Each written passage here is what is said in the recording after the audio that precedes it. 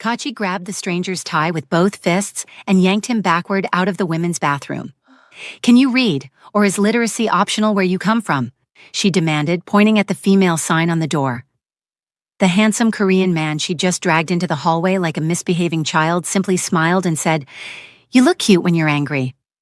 She was about to punch him when her name was called for her keynote speech. What Kachi didn't know was that the man she just humiliated was Hajun, a billionaire CEO and mafia boss who usually had people killed for touching his suit, and he had just decided that instead of a punch, she was getting a wedding ring. If you're loving this already, smash that subscribe button and hit the notification bell so you never miss a story. Trust me, this one gets wild. Now let's get into it. Kachi had learned to survive in silence. For 3 years, she'd watched her boss, Richard Chen, steal her ideas, claim her projects, and accept praise for work that bore her fingerprints. Every presentation she wrote became his victory. Every innovation she designed became his genius. And every promotion she deserved went to someone else, while Richard patted himself on the back for developing talent. Today was supposed to be different. Today, she was the keynote speaker at the Global Innovation Conference. Her name on the program, her research, her moment. 20 slides, 6 months of work, and enough innovation to change their entire industry.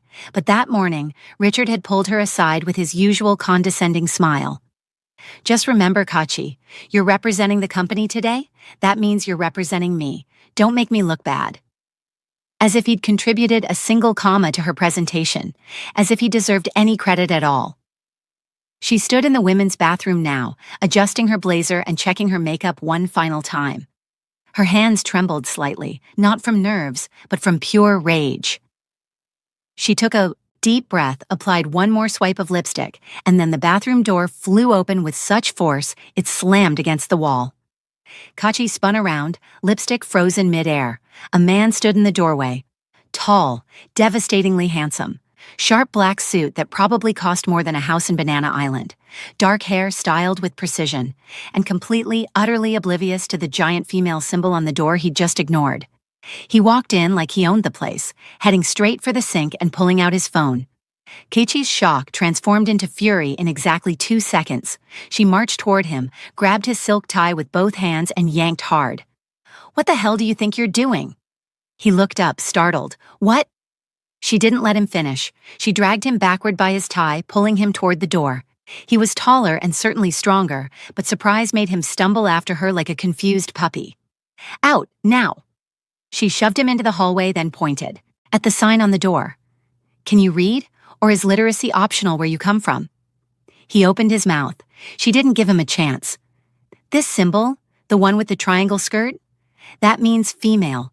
This bathroom is for women. Do you understand the difference between male and female, or do I need to draw you a diagram?" Hajun's mouth opened, then closed. His dark eyes studied her with an intensity that should have warned her she was playing with fire, but Kachi was too angry to notice. "The men's room is down the hall, 20 feet that way. Big boy bathroom with urinals. Do you know what urinals are?" They're the things men use when they go to the correct bathroom. The one marked for their gender. Are we clear?" She stood there, hands on her hips, breathing hard, waiting for an apology or excuse or literally anything except what came out of his mouth next.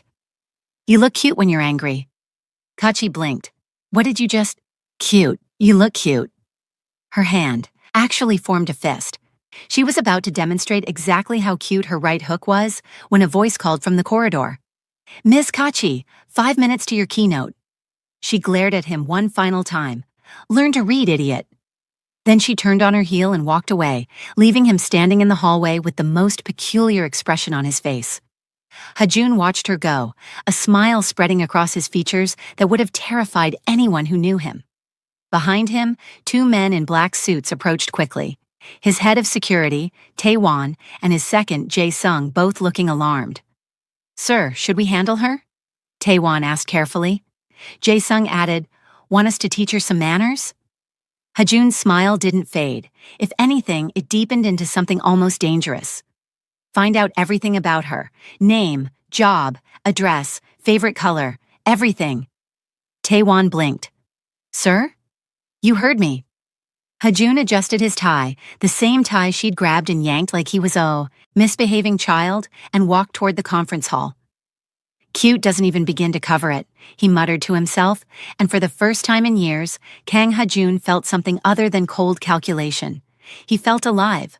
The conference hall was packed with 500 industry leaders, investors, and executives. At the back of the room, Richard sat with the other senior management, already preparing to accept congratulations for his team's work.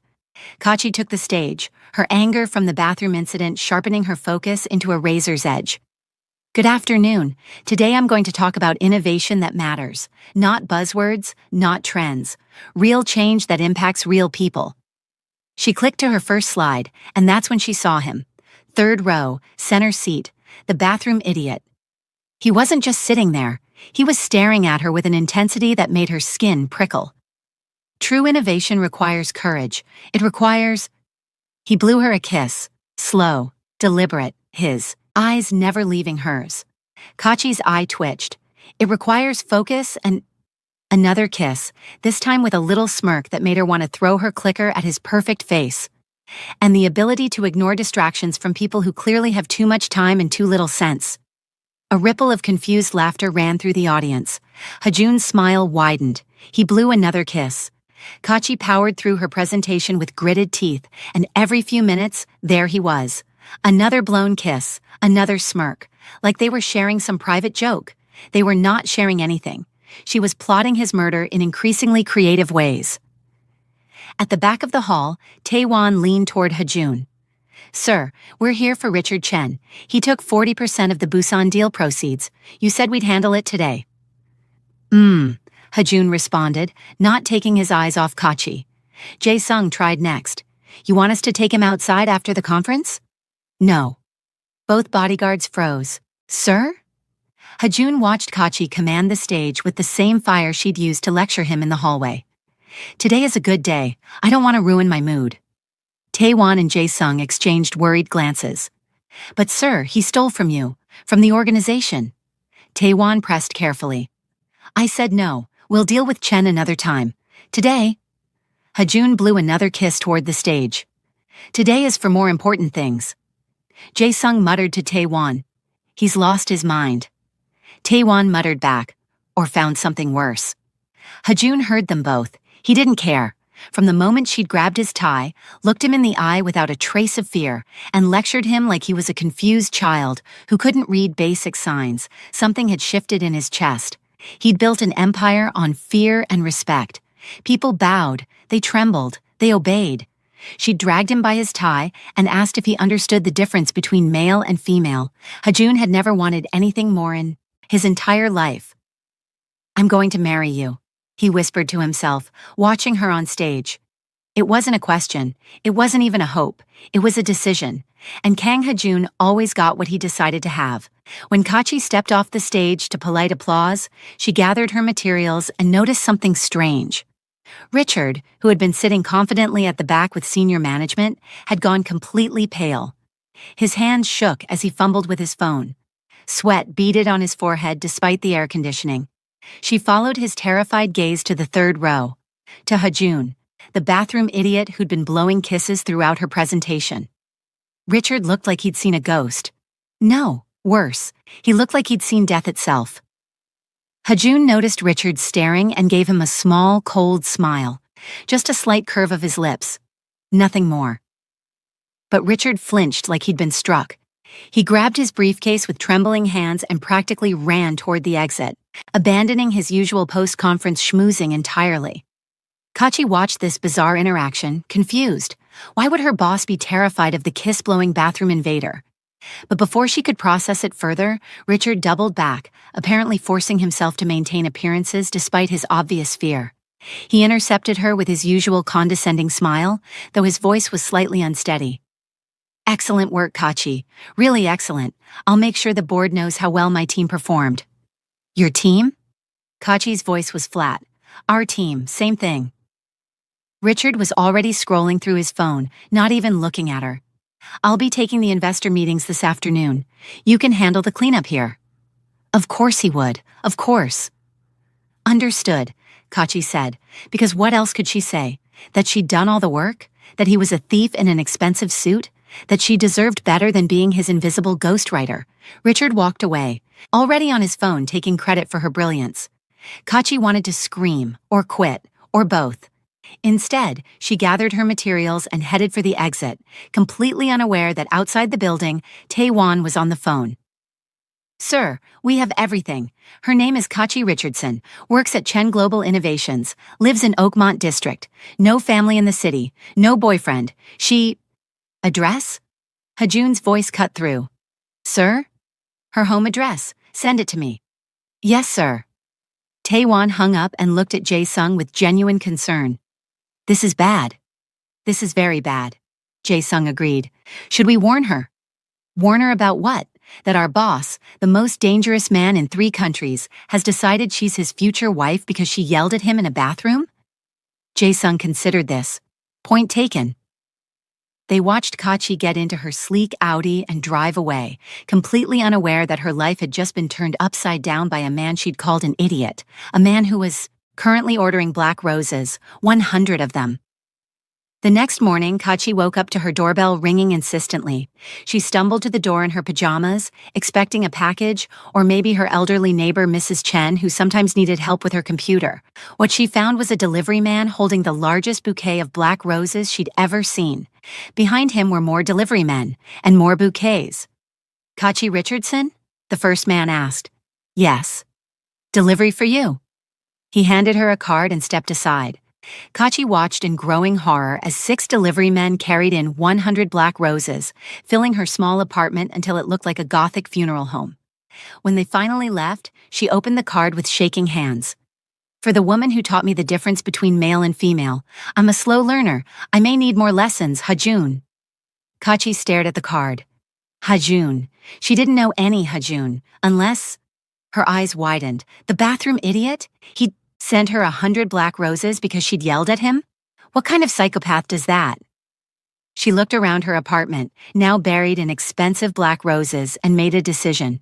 She took a photo, posted them on her selling app, and within 3 hours had sold every single bouquet. The money paid her rent for 6 months. Problem solved. Except the problem was not solved, because Hajun received a notification that his roses were being sold online for $200 a bouquet, and instead of being insulted, he laughed so hard that Taewon genuinely considered calling a doctor. "She sold them," Hajun wheezed, wiping tears from his eyes. "She sold my roses." "Yes, sir," Taewon said carefully. "She's perfect." "Sir, perhaps we should reconsider. Get the car, we're going to her office." At Chen Global Innovations, Kachi was having the worst day of her career, which was saying something. Richard had just announced in the morning meeting that his presentation had secured 3 major investors, and he'd be leading the new projects personally. He'd thanked the team with a vague wave that somehow managed to exclude Kachi entirely, despite her sitting right there. She was back at her desk, contemplating whether prison time for assault was worth it, when security called. "Ms. Richardson, there's a gentleman here to see you. Says he's your fiancé?" Kachi's brain short-circuited. "My what?" "Your fiancé. Should I send him up?" "I don't have a..." But she knew. Somehow she knew exactly who it was. "Don't send him anywhere. I'm coming down." She took the elevator to the lobby, her anger building with each descending floor. Sure enough, there he was, the bathroom idiot, Hajun, standing in her office lobby in another obscenely expensive suit, surrounded by security guards who looked deeply uncomfortable and smiling at her like they were old friends. If you're wondering what Kachi does next, make sure you're subscribed because this story is about to get absolutely insane. Drop a like if you're Team Kachi and comment whether you think she should have sold those roses or kept them. Now back to the story. "Fiancé?" Kachi hissed as she marched up to him. "Fiancé?" "Hello, darling," Hajun said warmly, like she hadn't just screeched at him. "I was in the neighborhood and thought I'd take you to lunch." "We are not engaged. We don't even know each other. You're the idiot who can't read bathroom signs." The security guard's eyes widened. No one had ever heard anyone call a visitor an idiot, let alone this particular visitor who radiated danger like a nuclear reactor radiated heat. Hajun's smile didn't falter. "You sold my roses." "They were my roses once you gave them to me. I can do whatever I want with them." "I know, it was brilliant, very practical." He seemed genuinely delighted, Most women would have kept them. Most women don't have rent to pay. You don't have to worry about rent anymore, as my fiancé. I am not your fiancé. Keiichi's voice echoed through the lobby. Several employees had stopped to stare. This was going to be all over the office by lunch. Hajun stepped closer, and suddenly the playfulness in his eyes shifted into something darker, more intense. Not yet, he said quietly, so only she could hear. But you will be. You're insane. Probably. He tilted his head, studying her like she was a puzzle he was enjoying solving. Have lunch with me. No. Dinner then. No. Coffee? Are you deaf as well as illiterate? I'm very literate, actually. I have 3 degrees, but I'd happily play stupid if it means you'll grab my tie and drag me around again. His smile turned wicked. I quite enjoyed that. Keiichi's face burned. You're a pervert. I'm a man who knows what he wants, and I want you. Well, you can't have me. I'm not for sale, and unlike your roses, I'm not interested in being claimed by some random stranger who can't follow basic signs. I'm not a stranger. I'm Hajun, and you're Kachi. See? Not strangers anymore. That's not how this works. Then explain how it works. Slowly. Use small words. I'm a slow learner, remember? He was openly teasing her now, and the infuriating part was that he seemed to be having the time of his life. Kachi took a deep breath, trying to find calm. She failed. Listen very carefully. I don't know who you are or what you think this is, but I'm not interested. I have a job. I have a life. I don't have time for whatever game you're playing. So take your roses, take your marriage delusions, and leave me alone. Hajun listened patiently, and when she finished, he simply said, No. No? No, I'll send different flowers tomorrow. What's your favorite color? I'm not telling you my favorite color. I'll guess then. Is it blue? You seem like a blue person. It's not. Kachi caught herself. I'm not doing this. Security, please escort this man out. The security guards looked at Hajun nervously. Something about him made them very reluctant to touch him. Hajun noticed their hesitation and took pity on them. I'll leave, for now. He pulled out a business card and tucked it into Kachi's blazer pocket before she could stop him. When you're ready to discuss our engagement, call me. There is no engagement.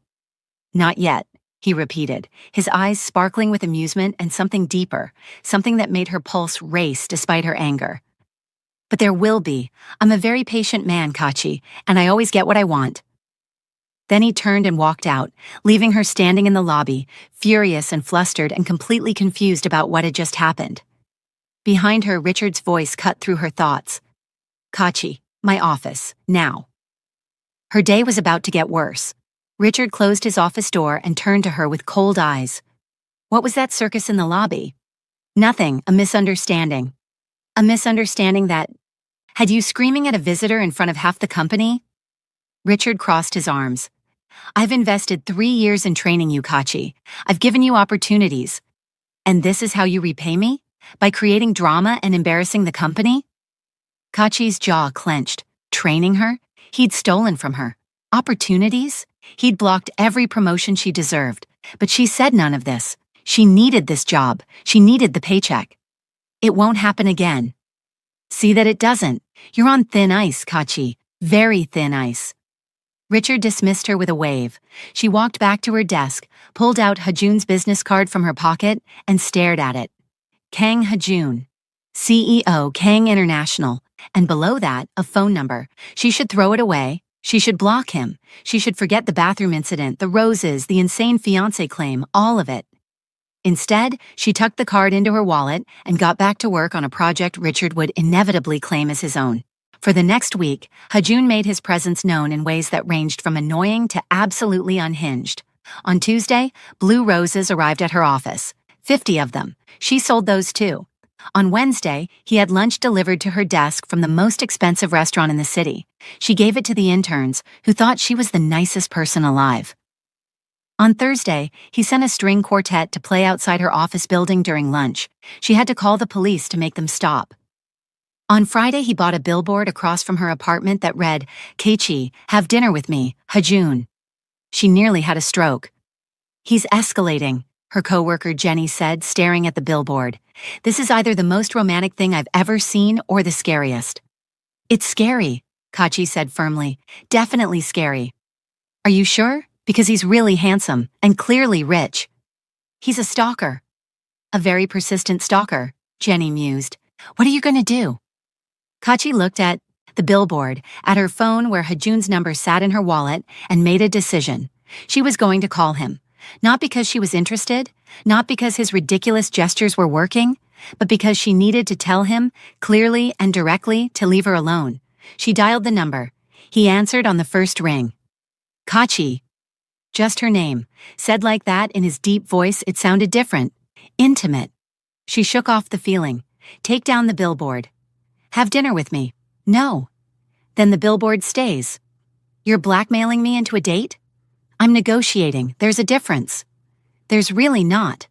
1 dinner, 2 hours, public place of your choosing, and I'll take down the billboard, stop sending flowers, and give you space. Kachi hesitated. You promise? I promise that I'll take down the billboard and stop sending flowers. And give me space? I said what I said. You're impossible. Is that a yes? She should say no, she should. Hang up. She should block his number and move apartments and possibly change her name. Instead, she heard herself say, 1 dinner, 2 hours, and then you leave me alone. Deal, tomorrow night, I'll pick you up at 7. I didn't give you my address. Kachi, darling, I bought you 100 roses and a billboard. You think I don't know where you live? He had a point, a creepy, stalkerish point, but a point. Fine, 7, and this doesn't mean anything. Of course not, Hajun agreed, but she could hear the smile in his voice. She hung up and immediately regretted every decision that had led to this moment. Jenny was grinning at her. You have a date with billboard guy. It's not a date, it's a hostage negotiation.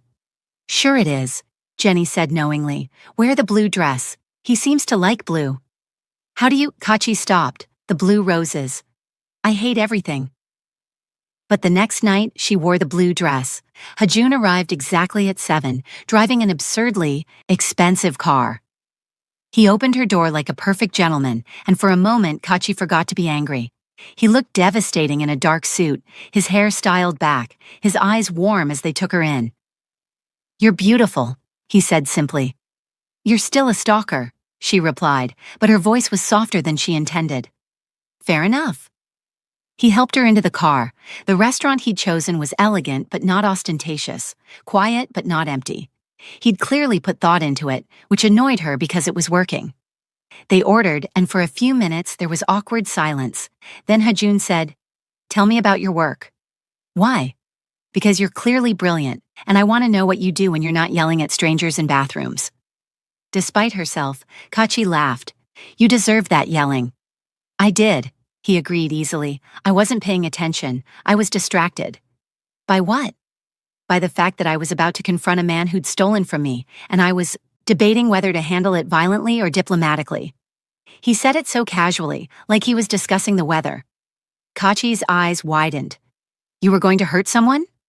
Probably, but then I met you, and suddenly violence seemed like a waste of a perfectly good day. He smiled. You saved that man's life, actually. He should send you a thank you card. You're joking. I'm really not. Hajun leaned back, studying her. I run a complicated business, Kachi. Not everything I do is legal. Not everything I do is nice, but I'm honest about it.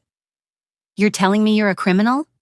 I'm telling you I'm many things, some good, some bad, but I'm never dishonest about what I am. His eyes held hers. Can you say the same about the people you work with? The question hit harder than it should have. She thought of Richard, of 3 years of stolen credit and blocked promotions. That's different. Is it? He steals your work. I steal from people who steal from me. At least, I'm honest about being a thief. Kachi didn't know what to say to that. They ate in silence for a while, and then she found herself talking. About her job, about Richard, about feeling invisible and undervalued and so tired of working twice as hard for half the recognition. Hajun listened without interrupting, and when she finally stopped, embarrassed by how much she'd revealed, he said quietly, Quit. What? Quit. Work for me. I can't just, why not? You're wasting your talent making another man rich. Work for me. I'll pay you double, triple, whatever you want, and I'll never take credit for your work. Because you're so trustworthy? She said sarcastically. Because I don't need to steal credit to feel powerful. I already am. There was no arrogance in his voice, just fact. Your boss steals from you because he's weak. I don't have that problem. You're insane. You've mentioned that before. Is it working? Is what working? My pursuit of you. Is it working? Kachi should have said no, should have laughed it off, should have reminded him this was just dinner to get him to stop harassing her. Instead, she found herself saying, I don't know yet. Hajun's smile was slow and satisfied. That's not a no. It's not a yes either. I'll take it. He reached across the table and took her hand, and she didn't pull away. His thumb brushed across her knuckles, and the simple touch sent electricity up her arm. 2 hours are almost up. I promised to give you space. You did. But I'm hoping you'll let me see you again, without the billboard blackmail this time. Kachi looked at him, this beautiful, dangerous, impossible man who'd crashed into her life by walking into the wrong bathroom. One more dinner, but you have to tell me the truth about something. Anything. Why me? You could have anyone. Why are you doing all this? Hajun was quiet for a moment, his dark eyes serious. Because when you grabbed my tie and dragged me out of that bathroom, you didn't see a CEO or a mafia boss or someone to be afraid of. You saw an idiot who couldn't read signs, and you treated me exactly how I deserve to be treated. He squeezed her hand gently. Do you know how rare that is? To be seen as just a man? Not power or money or danger, just someone who made a mistake. You did make a mistake. I did, and you corrected me. No fear, no agenda, just honesty. He smiled. I fell in love with you in that moment, Kachi, and I know it sounds crazy. I know it's too fast, but I've built my entire life on trusting my instincts, and every instinct I have is telling me that you're it. You're the one. Kachi's heart was racing. This was crazy. This was too much. This was... One more dinner, she heard herself say. One more dinner, Hajun agreed, but they both knew it wouldn't be just one. Over the next month, Kachi fell into a routine she never expected. Dinners with Hajun became regular. He was nothing like she'd expected. Yes, he was dangerous. Yes, he ran a business that operated in moral gray areas. But he was also funny, thoughtful, and genuinely interested in everything she had to say. He never pushed for more than she was willing to give. He never made her feel small or stupid or invisible. He listened when she talked about work frustrations. He celebrated her ideas. He made her feel seen in a way she hadn't felt in years. And slowly, terrifyingly, she started to fall for him. At work, Richard announced a new project, the company's biggest yet. Kachi had developed the entire proposal, spent months researching and designing, and in the meeting where it was presented to the board, Richard took credit for everything. Again. This is my vision for the company's future, Richard said, clicking through slides Kachi had created. I believe this approach will revolutionize our market position. Kachi sat in the back of the room, watching her work being stolen in real time, and something inside her broke. Not shattered, just broke cleanly, like a bone that had been fractured too many times and finally snapped. After the meeting, she walked into Richard's office and quit. Just like that. No speech, no drama, just, I'm done. You can have my resignation in writing by tomorrow. Richard laughed. You're bluffing. You need this job. I needed respect. I needed recognition. I needed to work for someone who valued me. I never needed this job. She walked out, leaving Richard staring after her in shock. She called Hajun from the parking lot. I quit. Good. I'm proud of you. I don't have another job lined up. Do you want one? Are you offering? Always, but only if you want it. No pressure. You can take time, figure out what you want to do. I'll support you either way. Kachi sat in her car, processing the fact that she'd just quit her job, and instead of panicking, she felt free. I think I want to start my own consulting firm, use my expertise to help companies that actually deserve it. Then that's what you'll do. I'll invest. Hajun.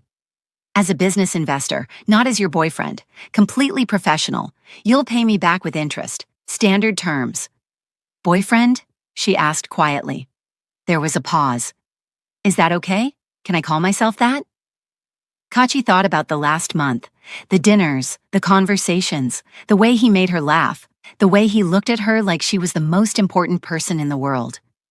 Yeah, she said. That's okay. She could hear his smile through the phone. Come over, let's celebrate your freedom. Okay. When she arrived at Hajun's penthouse apartment, she found him already popping champagne. They toasted to new beginnings, and then he pulled her close and kissed her for the first time. It was gentle and deep and perfect, and when they finally broke apart, Hajun whispered, "I love you. You barely know me. I know enough. I know you're brave, you're brilliant, you're kind. You sell roses to pay rent instead of keeping expensive gifts. You drag strangers by their ties when they can't read signs. You're perfect. I'm not perfect. You're perfect for me." He kissed her again. "You don't have to say it back. I just needed you to know." But Kachi realized she wanted to say it back, wanted to take this leap with this impossible, wonderful, dangerous man. "I love you too." Hajun's smile was incandescent. "Yeah? Yeah, even though you're a stalker who bought me a billboard. Best investment I ever made." They spent the night talking about her business plans, his legitimate ventures that could help her, and somewhere around midnight, just being together. No pressure, no expectations. Just two people who'd found each other in the most ridiculous way possible. 3 months later, Kachi's consulting firm was thriving. She had clients who valued her expertise and paid her what she was worth. Hajun had invested as promised with completely professional terms, though he also celebrated every success like it was his own. Richard's company, meanwhile, had faltered without Kachi's innovations. The big project he'd stolen credit for failed spectacularly because he didn't actually understand the work. He was demoted, and the poetic justice was so satisfying that Kachi almost felt bad for him. Almost. She and Hajun moved in together, and she learned to navigate his complicated world. She met his associates, understood his business, and slowly became part of his life in a way that felt natural despite how unusual it all was. One evening, Hajun came home looking serious. "I need to tell you something." Kachi's heart sank. "What's wrong?" "Nothing's wrong, but I made a decision 6 months ago that I never told you about." He took her hands. "The day I met you, I was going to hurt Richard, possibly kill him. He'd stolen from me, and that's how I handled betrayal." "Hajun, but then I met you, and you changed. Everything. You made me want to be better, less violent, more human." He smiled softly.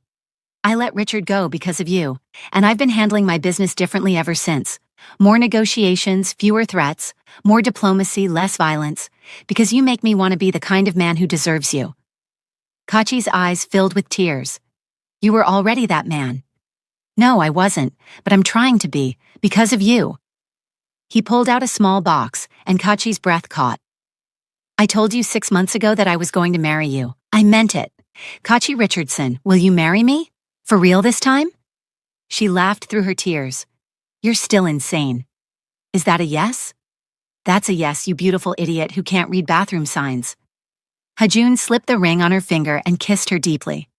"I can read signs just fine. I just chose to ignore that one because I was distracted." "By planning violence?" "By fate. I think some part of me knew you were in that bathroom, and I needed to meet you, so I walked in. Best mistake I ever made." "It was a pretty good mistake," Kachi admitted. They were married 3 months later in a ceremony that was equal parts elegant and chaotic. Taewon and Jae-sung served as groomsmen, still slightly confused about how their terrifying boss had been tamed by a woman who dragged him by his tie. Jenny was Kachi's maid of honor, and she spent the entire reception reminding everyone that she'd encouraged Kachi to wear the blue dress on their first date. At the reception, Hajun gave a toast. 6 months ago, I walked into a women's bathroom. My wife dragged me out by my tie and lectured me like I was 5 years old. I fell in love instantly. She thought I was crazy. She was right, but she loved me anyway. Here's to the woman who saw through all my power and money and danger and just saw a guy who couldn't read signs. I love you, Kachi. Thank you for teaching me the difference between male and female, and for teaching me what love really means. Kachi stood up, laughing. And here's to the man who sent me 100 roses that I immediately sold to pay rent, who bought a billboard to blackmail me into dinner, who changed his entire approach to business because I made him want to be better. I love you, Hajun, even though you're completely insane. Perfect match, Hajun said, pulling her in for a kiss that made the entire room cheer. As the reception continued and guests mingled, Taewon approached Kachi with an amused expression. Mrs. Kang, I thought you'd appreciate this. Last month, someone applied for a janitorial position at our downtown office. Kachi was only half listening, watching Hajun laugh with some guests. That's nice. It was Richard Chen. Kachi's head snapped toward him. What? Taewon's smile was subtle but satisfied. Your former boss. After Chen Global Innovations demoted him and his reputation tanked in the industry, he couldn't find work anywhere. He's been applying to entry-level positions across the city. He used his real name on our application. For a janitor position. Jae Sung, overhearing, added, HR actually hired him. He starts next week, cleaning toilets and mopping floors. Kachi stood there, processing this information. The man who'd stolen 3 years of her work, blocked her promotions, taken credit for her brilliance, was now going to clean bathrooms in her husband's building. The poetic justice was almost too perfect. Hajun appeared beside her, slipping an arm around her waist. Everything okay? Richard's going to be a janitor at your downtown office, Kachi said quietly. Hajun raised an eyebrow. Is he now? Should I have HR reject the application? Kachi thought about it for a moment, then shook her head. No, let him work. It's honest work. More honest than anything he did while stealing my ideas. She smiled up at her husband. Besides, Karma has a better sense of humor than I ever could. Hajun kissed her forehead. That's my wife, gracious even in victory. I'm not being gracious, I'm just happy, and his misery can't touch that. She raised her champagne glass. To moving forward. To moving forward, Hajun echoed, clinking his glass against hers. Taewon and Jae Sung exchanged glances, both thinking the same thing. Their boss had married exactly the right woman. Years later, they'd tell their children about how they met, about the bathroom incident, about the tie dragging, about the roses and the billboard, and the absolutely unhinged courtship that somehow worked. And their kids would laugh and say their parents were crazy. They'd be right. But sometimes crazy works. Sometimes grabbing a stranger by his tie and lecturing him about bathroom signs leads to the greatest love story of your life. Sometimes the dangerous mafia boss just needed someone to treat him like a regular idiot, to remember how to be human.